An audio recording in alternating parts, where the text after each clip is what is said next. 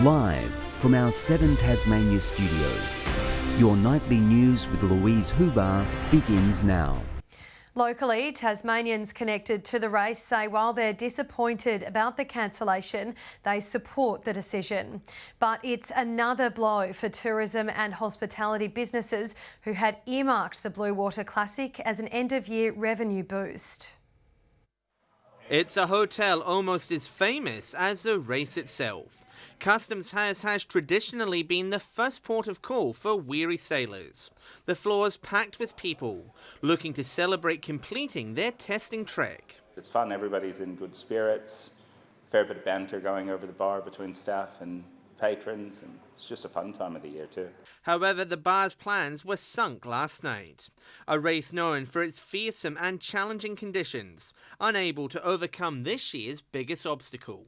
Public health is obviously paramount, but it's just something that we're going to have to deal with, you know. Another blow from 2020. Having a COVID safety race was of utmost importance, and with the circumstances that have arisen in New South Wales, that just proved to be not possible. He says it will be an unusual feeling, with an army of staff and volunteers now no longer required. It's part of our DNA. It happens, it's happened every year for 75 years non-stop. It really is deeply ingrained in the DNA of this club and its staff and its volunteers. Hobart's Constitution Dock will fall silent, as will the Derwent River, something a veteran of the race feels will be missed most. It gives us global attention, and it's a sense of colour and optimism to see those beautiful spinnakers on the Derwent. Steve will spend his first Christmas in Hobart for 19 years, with the radio voice of the event rushing back from Sydney last night to avoid a 14-day quarantine. He says the iconic event has a strong connection with the public. It was, this something that was consistent on the Aussie calendar that people would look forward to, and I think it'll be empty for a lot of people. It joins fellow December events Taste and Falls Festival on the scrap heap. For hospitality and tourism businesses already facing headwinds, this was another challenge they did not need. It's really our grand final to the year, and it's going to be disappointing that we aren't able to put it on this year. In general, the waterfront of Hobart has become a place where people want to visit at that time of year. However, there is optimism, with some already tacking towards the 2021 edition. I guarantee you that next year we'll be here for the Sydney Hobart with renewed enthusiasm. John Hunt, 7 Tasmania News. The state government has conceded there is no end date for the lockdown with the Sydney city as New South Wales authorities scramble to contain a growing COVID cluster. Hundreds of residents already in Tasmania have been tracked down as flights continue to arrive from the hotspot. Tassie-born Navy officer Melanie Leonard couldn't return home last Christmas, deployed to the Middle East.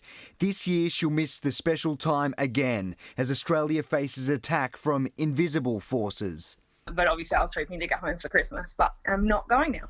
The abandoned trip, a casualty of the state government's latest border restrictions on Sydney-siders. Melanie has seen her family only once in the past 12 months. I've got 2 little nephews who I just really haven't been a part of their life yet, which is a little bit upsetting. The strict new measures coming into effect today, forcing any visitors into Tasmania from the Greater Sydney region into 14 days quarantine. It's like the Grinch just stole Christmas, to be blunt. We were not expecting to finish 2020 with a shutdown like this.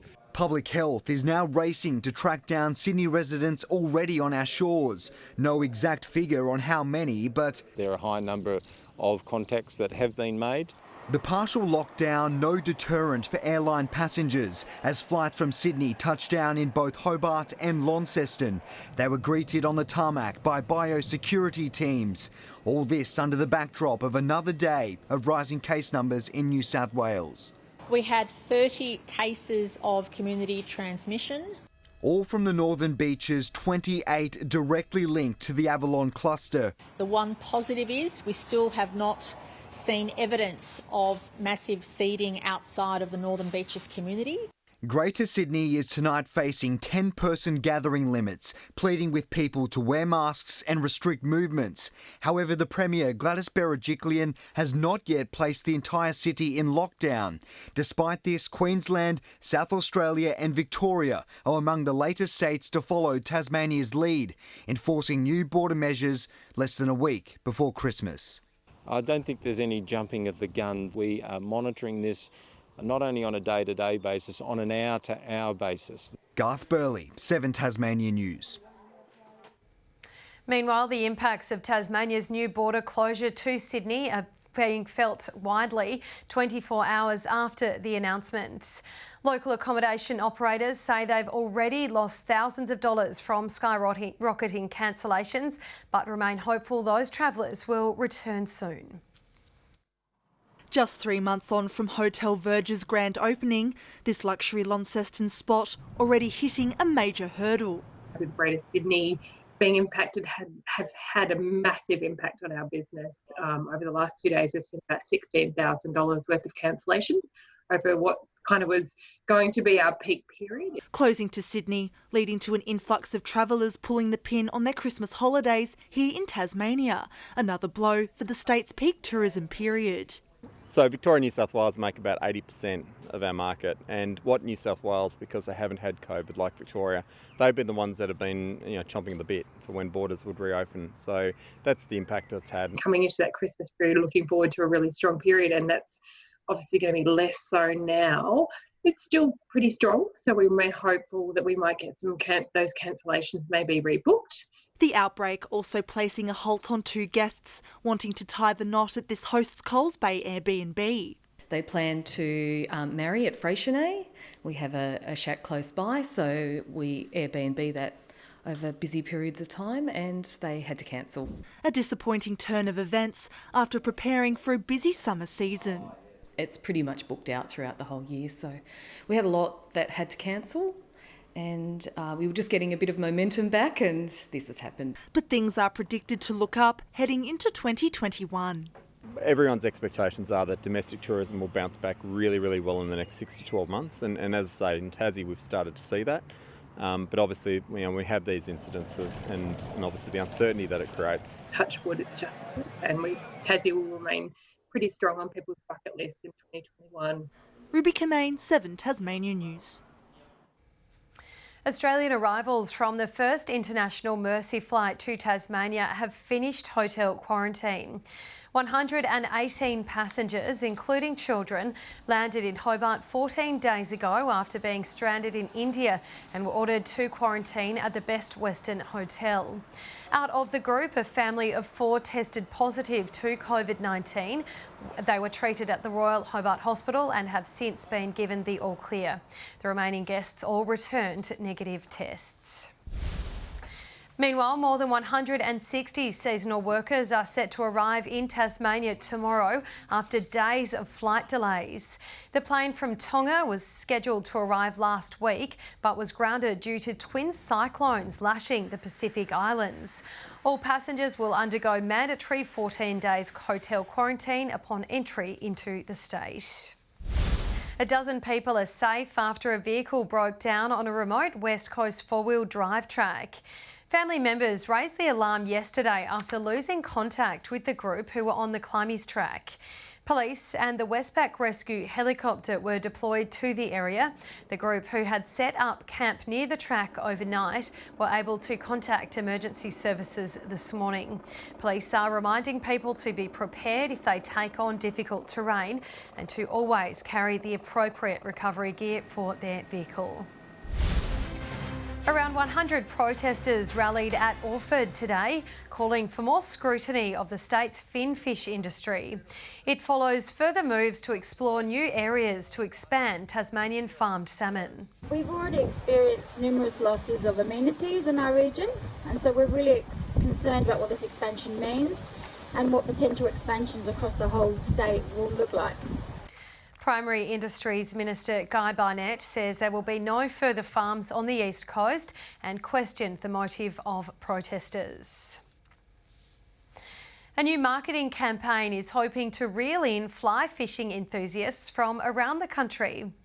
Entering the peak trout fishing season, local anglers hope mainland visitors can help fill a void left by international and now New South Wales tourists. A guided angler staying in the specialist accommodation is 4 to 6 times, and it's a minimal impact, maximum yield to Tasmania, and it spreads it in the regions. The government says local fishing licences have boomed in the last year. Good evening everyone. Showers across most of the state today with Launceston and Devonport 18 degrees and 17 in Hobart and Burnie. Friendly Beaches reaching 21 today, Smithton, Ouse and Strawn 19, 18 on Flinders Island and Low Head and Lyowini just 10. Extensive cloud can be seen right across Tasmania today. And further out, extensive cloud can be seen across central Australia with cloud associated with the trough extending over New South Wales. A cloud band associated with a cold front is passing south of the Bight. Tomorrow's chart shows a trough extending near the west of Tasmania from a low near Adelaide, with a cold front also to the west of the state. Further troughs remain over the mainland. Variable winds in the west tomorrow 5 to 15 knots, tending southeast to southwesterly in the afternoon. Mostly southeast to northeasterly winds elsewhere to 10 to 20 knots. A shower or two and 21 in Hobart tomorrow, 19 in Dover, 23 and partly cloudy in Ouse. Showers and 23 in Launceston, Devonport 20 with some late showers, 21 in Scottsdale. 20 degrees in Burnie tomorrow, Strawn a top of 21, showers increasing in Stanley reaching 19. And in the east, increasing showers and 20 in St Helens and Swansea and 21 in Ross. And the UV tomorrow is very high 10s across the state. Looking on to Tuesday now, rain with heavier falls about the east and northeast. Showers on Wednesday, more frequent about the west and south as well as the northeast. And on Thursday, showers about the west and south and possibly the east at times. Sunny and 33 in Perth tomorrow, rain developing in Melbourne and Sydney, partly cloudy and 31 in Brisbane and 31 also in Darwin. And currently Hobart 17 and partly cloudy, only 13 degrees with rain in Launceston and Devonport 15 and partly cloudy. And Lou, let's hope we get some warmer weather for Christmas. I certainly hope so. Thanks, Chelsea. And that's all your news for this Sunday evening. Thanks as always for joining us. Kim will be back with you tomorrow night. Have a lovely evening.